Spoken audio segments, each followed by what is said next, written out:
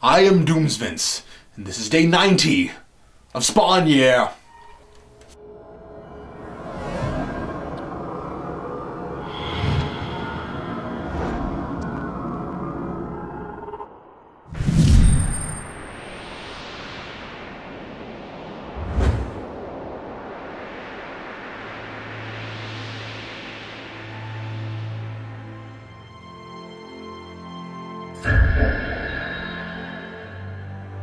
So 5 pure, deserving souls are brought together from all over the world to form a mighty cosmic entity who vows to vanquish the forces of darkness who seek to pollute the earth with their vile, evil plots against humanity. And in this issue, God reveals they're all women because, quote, a woman knows about pain through bringing new life into the world. By their powers combined, Angela is feminist Captain Planet. Finally, we're given some background here, for both Angela and for Heaven at large. The biggest revelation is why all the angels are women. At Angela's creation, God takes her on a walk through heaven as the old woman Spawn held hostage in the New York Embassy. To avoid confusion, I'll refer to God in this entry as she.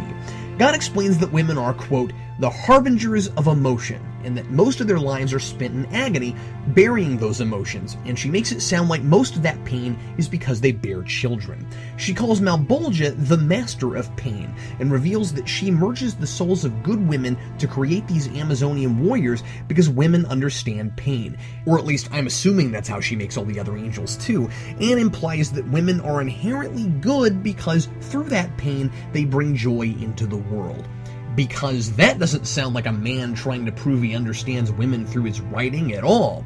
This is all incredibly overly simplistic and frankly kind of insulting to both men and women. First off, obviously childbirth is painful, and the analogy of giving birth to illustrate that most good things come with sacrifice is as old as philosophy. And of course it would be ridiculous for men to pretend like they would know what that's like. I like the idea that human souls are used for Heaven's army, just like Hell uses souls for theirs, and that it's slanted to seem like a reward for how they lived their lives and persevered through adversity, rather than the sadistic mind game you get working for Hell. That brings back Morrison's notion of Heaven and Hell being two sides of the same coin, using eerily similar tactics for opposite goals, and making us question just how different they really are. And I'd be fine with the idea of God only choosing mothers who led exceptionally hard lives for the reasons she describes, for their unique perspective on life. But these blanket statements are infuriating. It makes it sound like all women are mothers, or are supposed to all be mothers, like that's every woman's identity. And it's still this really special, unique viewpoint somehow. Like McFarlane seemed to be apologizing for his race in issue 30 with the KKK, and it's ironic that's who killed one of Angela's souls. McElroy is almost apologizing for being a man. And in trying to put a progressive message forward, he, I think, unintentionally makes it a sexist statement, putting all women in the childbearing box, accomplishing the opposite of what I think he meant to say.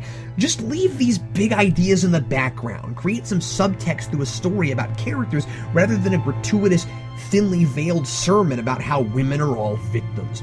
I can speak from personal experience. My wife had our son, and at no point before or after the delivery did she feel the universe gave her a raw deal because she had to carry him for 9 months, and she would be greatly insulted by this.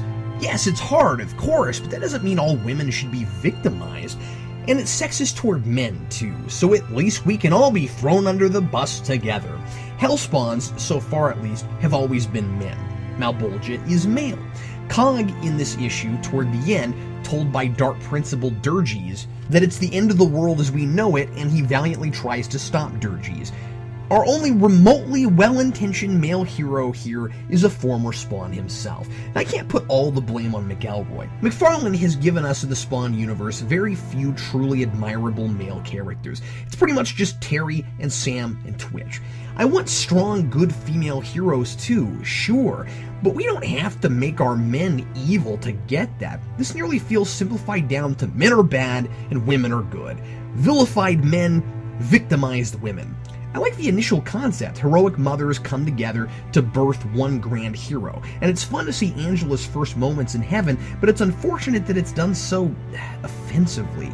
So we get more of that time has no meaning here mumbo-jumbo when Angela sees the remains of a spawn she killed eons before she killed it. and I'm still no more confident than I've ever been that that's going anywhere beyond trying to make heaven look cryptic and mysterious.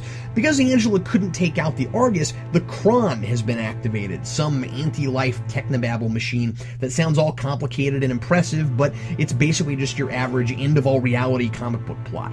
Angela winds up in limbo with the Argus, which stopped being a giant spider for no reason, and suddenly finds herself on Earth in Rat City, also for no good reason other than getting Spawn in here.